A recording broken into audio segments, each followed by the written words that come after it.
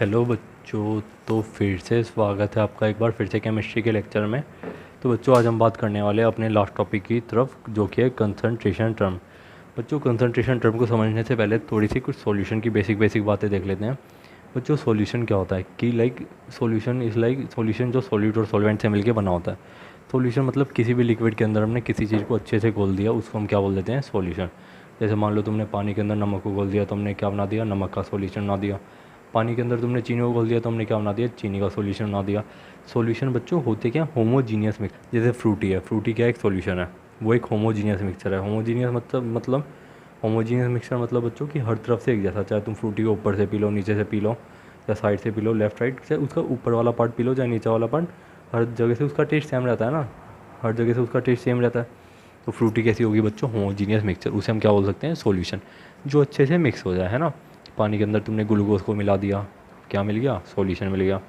तो बच्चों ठीक है, सॉल्यूशन जनरली किससे मिलकर बना होता है, सोल्यूट और सॉल्वेंट। सोल्यूट क्या होता है बच्चों, जो जनरली लेस अमाउंट में होता है, और सॉल्वेंट जो जनरली क्या होता है, ज़्यादा अमाउंट में। कि जैसे मान लो तुमने 1 किलो पानी के अंदर 5 ग्राम चीनी को मिला दिया, तो इस केस में सोल्यूट क्या हो जाएगा बच्चों, चीनी, और पानी क्या हो जाएगा हमारा, सॉल्वेंट। जो हमारा लेस अमाउंट में वो सोल्यूट, जो ज़्यादा अमाउंट में वो सॉल्वेंट। ठीक है बच्चों।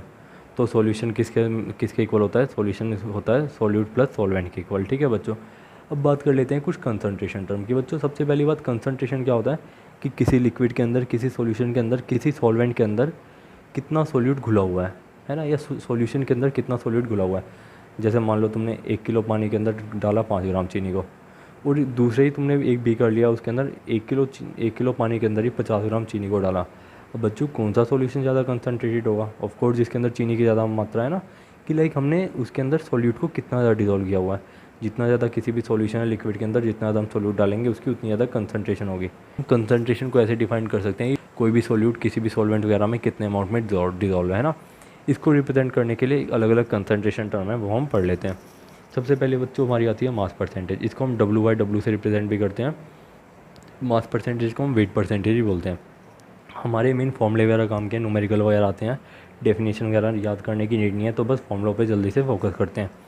मास परसेंटेज का बच्चों फॉर्मूला क्या होता है, mass of solute divided by mass of solution into में 100, है ना। कि लाइक जो भी मास ऑफ सॉल्यूट है उसे ऊपर रखो, divided by mass of solution into में 100। तो इधर से हमारी आ जाएगी मास परसेंटेज। अब बच्चों मान लो तुम्हें गिवन हो क्वेश्चन में 10% ग्लूकोज W/W%। इसका मतलब बच्चों क्या हो जाएगा कि 10 ग्राम ग्लूकोज को हमने घोला हुआ है 100 ग्राम सॉल्यूशन के अंदर। ठीक है, कुछ इस तरह से हम 10% को ग्राम में कन्वर्ट कर लेते हैं कि लाइक 10 ग्राम ग्लूकोज डिजोल्व है 100 ग्राम सॉल्यूशन के अंदर। अब कई बार बात हो जाती है वॉल्यूम परसेंटेज की, इसको हम V/V% से भी डिफाइन करते हैं। वॉल्यूम परसेंट का बच्चों फॉर्मूला क्या होता है, सिमिलरली इसके था, volume of solute divided by volume of solution into में 100। और मान लो तुम्हें दिया है 10% इथेनॉल V/V%, यानी कि वॉल्यूम बाय वॉल्यूम परसेंट। इसका मतलब क्या हो जाएगा, 10 ml इथेनॉल को हमने किस में डिजोल्व करा हुआ है बच्चों, 100 ml सॉल्यूशन के अंदर। ठीक है, बहुत बढ़िया। अगली टर्म होती है हमारी मास बाय वॉल्यूम परसेंटेज। ठीक है, इसको W/V से भी रिप्रेजेंट करते हैं। ठीक है, इसको कैसे कैलकुलेट करते हैं, mass of solute divided by volume, mass by volume है ना, mass of solute divided by volume of solution into में 100। और मान लो तुम्हें गिवन है 10% Na2CO3, या मतलब कुछ भी एग्जांपल ले रहे हैं, 10% Na2CO3 W/V%, यानी कि मास बाय वॉल्यूम परसेंट। तो इसका मतलब क्या हो जाएगा बच्चों, 10 ग्राम Na2CO3 को हमने किस में डिजोल्व किया हुआ है, 100 ml सॉल्यूशन के अंदर। ठीक है बच्चों, बहुत बढ़िया। अब अगली बात कर लेते हैं मोल फ्रैक्शन की। मोल फ्रैक्शन हालांकि तुमने पढ़ा होगा, एक बार फिर से देख लेते हैं। ये सब चीज़ें तुम 12th के सेकंड चैप्टर सॉल्यूशन में बहुत अच्छे से पढ़ोगे, बट अभी बेसिक आइडिया लेना ही सफिशिएंट है। ठीक है, तो बच्चों देखो मोल फ्रैक्शन को कैसे निकालते हैं। सबसे पहले तो मान लो तुम्हें गिवन है दो लिक्विड गिवन है ए और बी, जिनके मोल हैं Na और Nb। कोई भी लिक्विड तुम्हें गिवन है, लिक्विड ए और बी, लिक्विड ए के मोल है Na, लिक्विड बी के मोल है Nb। मान लो तुमने इन दोनों को मिक्स कर दिया। अब तुमसे पूछा है कि मोल फ्रैक्शन ऑफ ए बताओ, लिक्विड है, और मोल फ्रैक्शन ऑफ लिक्विड भी बताओ। तो बच्चों मोल फ्रैक्शन ऑफ ए कैसे निकाल देंगे, इस तो मोल फ्रैक्शन ऑफ ए क्या हो जाएगा बच्चों, जिसका मोल निकालना है उसको ऊपर रखो, हमें एक ए का मोल फ्रैक्शन निकालना है, तो ए के मोल ऊपर रखो Na divided by total mole, total mole Na plus Nb हो जाएंगे ना, डिवाइडेड बाय टोटल मोल। ऐसे सिमिलरली तुमसे पूछ ले मोल फ्रैक्शन ऑफ बी निकालो, लिक्विड बी, तो क्या रखो, ऊपर रखो moles of B divided by total mole. मान लो सिमिलरली कोई तीसरा लिक्विड होता, उसको एक्स सी कैसे निकाल लेते हैं, यानी कि मोल फ्रैक्शन ऑफ सी कैसे निकाल लेते हैं, ऊपर रखो सी यू के मोल्स डिवाइडेड बाय टोटल मोल। ठीक है, कुछ इस तरह से। आई होप तुम्हें समझ आ रहा होगा, आगे बढ़ा जाए। और बच्चों हाँ, एक बात और याद रखना कि sum of all the mole fraction किसके इक्वल होता है, 1 के इक्वल। ये मान लो तुमने सारे मोल फ्रैक्शन को ऐड कर दिया तो हमें कितना मिल जाता है, 1। तुम करके भी देख लो, जैसे Na अपॉन में Na प्लस में Nb, को ऐड करा तुमने एन बी प्लस में एन ए प्लस में एन बी, दोनों को ऐड करा तो ऊपर नीचे क्या आ जाएगा एन ए प्लस में एन बी, ठीक है। ऊपर नीचे क्या आ जाएगा एन ए प्लस में एन बी, इससे कट जाएगा, ऊपर न्यूमरेटर से डिनोमिनेटर कट जाएगा, हमें क्या मिल जाएगा 1।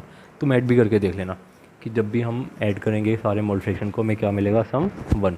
मान लो 3 मोल फ्रैक्शन होते, तीनों को ऐड कर लो, हमें सम कितना मिलता 1, ठीक है बच्चों। अब अगली टर्म बात करते हैं मोलैरिटी की। मोलैरिटी क्या होता है बच्चों कि number of moles of solute divided by volume of solution litre. एक बात का रखना कि वॉल्यूम ऑफ सॉल्यूशन किस में होना चाहिए, लीटर के अंदर होना चाहिए, ठीक है। और बच्चों इसकी यूनिट क्या होती है मोलैरिटी की, मोल पर लीटर। क्यों? क्योंकि न्यूमरेटर की यूनिट क्या है मोल, डिनोमिनेटर की लीटर, तो यूनिट क्या होती है इसकी मोल पर लीटर, या फिर से कैपिटल एम से भी रिप्रेजेंट कर देते हैं इसकी यूनिट को, और हम मोलैरिटी को कैपिटल एम से रिप्रेजेंट करते हैं। बच्चों मान लो तुम्हें क्वेश्चन में गिवन है 3 मोलर NaOH सॉल्यूशन, इसका मतलब बच्चों क्या हो जाएगा 3 मोल NaOH को हमने डिजोल्व किया हुआ है 1 लीटर सॉल्यूशन के अंदर, ठीक है। अब बात कर लेते हैं मोलैरिटी की। और एक बात और, 1 लीटर किसके इक्वल होता है बच्चों 1 डेसीमीटर क्यूब के। अब बात कर लेते हैं मोलैरिटी की। मोलैरिटी को रिप्रेजेंट करते हैं स्मॉल एम से। इसका फॉर्मूला क्या होता है, number of moles of solute divided by mass of solvent in kilogram. इधर वॉल्यूम ऑफ सॉल्यूशन की बात हो रही थी, इधर किसकी बात होती है mass of solvent in KG. Solvent है ना कि जो ज़्यादा अमाउंट में होता है, ठीक है, उसको किलोग्राम में रखना ज़रूरी है, और ग्राम में होगा तो किलोग्राम में कन्वर्ट कर लेना, ठीक है।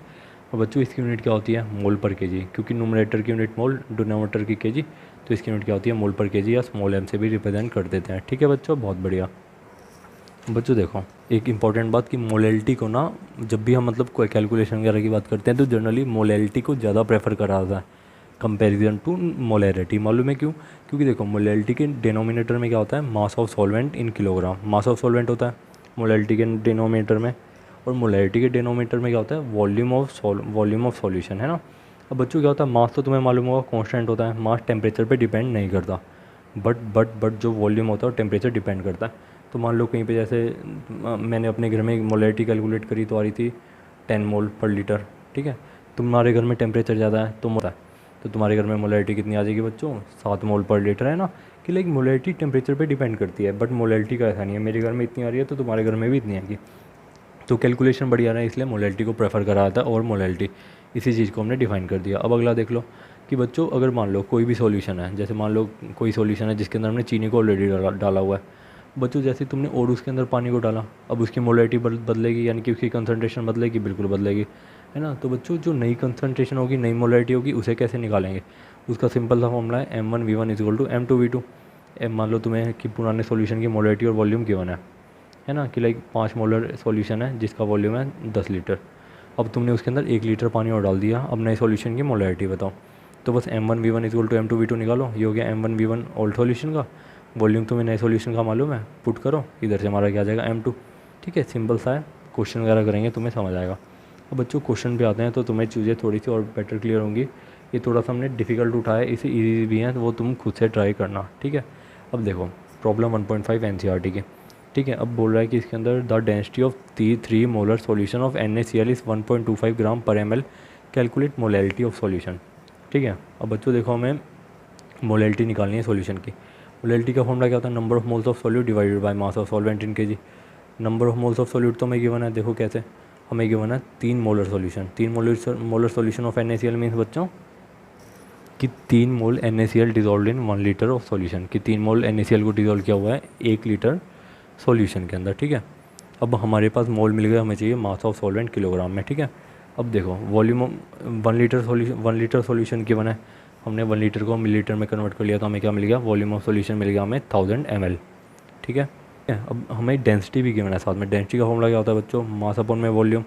डेंसिटी हमें गिवन है, अगर हम वॉल्यूम ऑफ सॉल्यूशन से मल्टीप्लाई कर दे तो हमें क्या मिल जाएगा मास ऑफ सॉल्यूशन, तो इधर से हमें मास ऑफ सॉल्यूशन मिल गया 1250 ग्राम, ठीक है बच्चों, बहुत बढ़िया। अब देखो मास ऑफ सॉल्यूशन बच्चों किसके इक्वल होगा मास ऑफ सॉल्यूट प्लस में mass of solvent. Solution solute और सॉल्वेंट से मिलकर बना होता है ना, तो मास ऑफ सॉल्यूशन किसके इक्वल आ गया मास ऑफ सॉल्यूट प्लस में mass of solvent. Mass of solute को हम इधर ले गए तो हमें मास ऑफ सॉल्वेंट मिल गया, मास ऑफ सॉल्यूशन हमने निकाल लिया। मास ऑफ सॉल्यूट बच्चों कितना हो जाएगा 3 मोल NaCl है, ठीक है, ठीक है बच्चों। फॉर्मूला लगाओ मोल्स का फॉर्मूला, गिवन मास अपॉन में मोलर मास, मोल हमें गिवन है NaCl का मोलर मास कितना होता है 58.5 ग्राम, तो इधर से हमारे पास गिवन मास कितना आ गया बच्चों 175.5 ग्राम, ठीक है। तो इधर से हमने माइनस कर दिया मास ऑफ सॉल्यूट तो हमें मिल गया मास ऑफ सॉल्वेंट जो कि है 1074.5 ग्राम। इसको हमने किलोग्राम में कर लिया तो हमें मिला 1.0745 kg, ठीक है। अब बस मोलैरिटी के फॉर्मूले पुट करो, number of mole divided by mass of solvent in kilogram, तो इधर से मोलैरिटी हमें कितनी मिल गई बच्चों 2.7 9 मोल पर केजी। ठीक है, सिंपल सा है। आई होप तुम्हें समझ आ गया होगा। आगे बढ़ा जाए बच्चों। देखो बच्चों, एनसीईआरटी का 1.5 एक्सरसाइज का क्वेश्चन है, ज़रा इसको भी देख लो। Calculate mass of sodium acetate CH3COONA required to make 500 ml of 0.375 molar aqueous solution. Molar mass of sodium acetate is 82.0254 gram mole litre inverse. तो बच्चों कह रहा है कि बताओ जब हमें कितना मोलर सॉल्यूशन बनाना है, 0.375 मोलर सॉल्यूशन बनाना है, और हमारे पास वॉल्यूम कितना है, 500 ml है। हमें सॉल्यूशन का वॉल्यूम है 500 ml।